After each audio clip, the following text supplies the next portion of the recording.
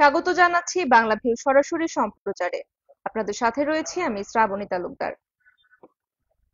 বাংলাদেশ জাতীয়তাবাদী আন্দোলন বিএনএম এবং বাংলাদেশ সুপ্রিম পার্টি বিএসপি এই দুইটি নামের রাজনৈতিক দলকে এবার নির্বাচন কমিশন থেকে সিদ্ধান্ত নেওয়া হয়েছে নিবন্ধন দেওয়ার ব্যাপারে। তবে এই দুই দলকে ঘিরে তৈরি হয়েছে আলোচনা এবং সমালোচনা। তাছাড়া সাংগঠনিক ক্ষমতা নিয়েও প্রশ্ন তৈরি হচ্ছে। সিলেটেও এই দুই দলের কার্যালয় রয়েছে, তবে সেই সব কার্যালয়ে শুধুমাত্র অফিস কক্ষেই সীমাবদ্ধ, তাদের নেই কোনো রাজনৈতিক কর্মসূচি। সিলেট নগরীর কাজীটুলা এলাকায় বাংলাদেশ জাতীয়তাবাদী আন্দোলন বিএনএম এর সিলেট জেলা শাখার একটি কার্যালয় রয়েছে, আর বাংলাদেশ সুপ্রিম পার্টি সিলেট জেলা শাখার কার্যালয় রয়েছে নগরীর উত্তর বালুচরের আরামবাগ এলাকার ২ নম্বর গলিতে। তবে আশপাশের লোকজন বলছেন তাদেরকে কোনোদিনও কার্যালয়ে আসতে দেখা যায় না, বাট কোনো নেতাকর্মীরও কোনো খোঁজ খবর পাওয়া যায়নি। বেশিরভাগ সময়ে এই কার্যালয় দুটিতে তালা ঝুলে থাকে।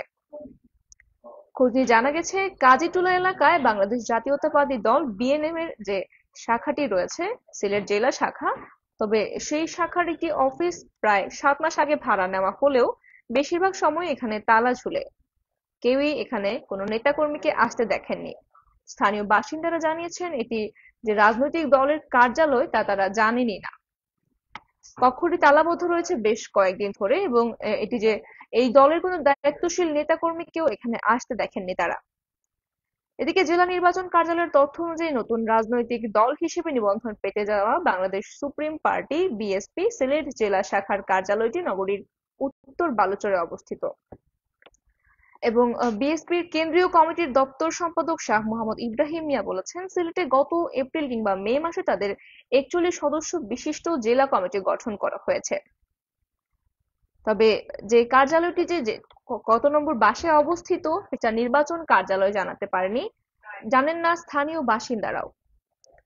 সিলেট জেলা নির্বাচন কর্মকর্তা মোহাম্মদ জিল্লুর রহমান বলেছেন, সিলেটে দুটি রাজনৈতিক দলেরই কার্যালয় রয়েছে, তবে বর্তমানে ব্যস্ত রয়েছেন তিনি, তাই তিনি তার সাথে যখন আমরা যোগাযোগ করার চেষ্টা করছিলাম তিনি বিস্তারিত কিছু বলতে পারেননি।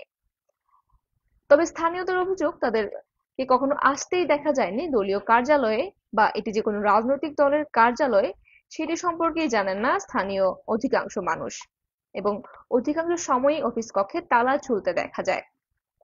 বিএসপির কেন্দ্রীয় কমিটির তথ্য অনুযায়ী সিলেটে রয়েছে ৪১ সদস্য বিশিষ্ট কমিটি, তবে কমিটির কোনো নেতাকর্মীকে কার্যালয়ে আসতে দেখা যায় না, তাই বলা যাচ্ছে তাদের এই কার্যক্রমটি শুধুমাত্র অফিস কক্ষেই সীমাবদ্ধ, মাঠে নেই তাদের কোনো রাজনৈতিক কার্যক্রম।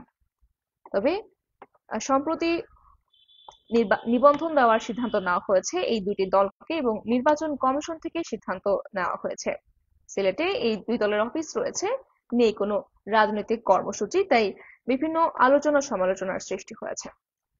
এই ছিল আমাদের হাতে থাকা আপডেট। সাথে থাকার জন্য সকলকে ধন্যবাদ।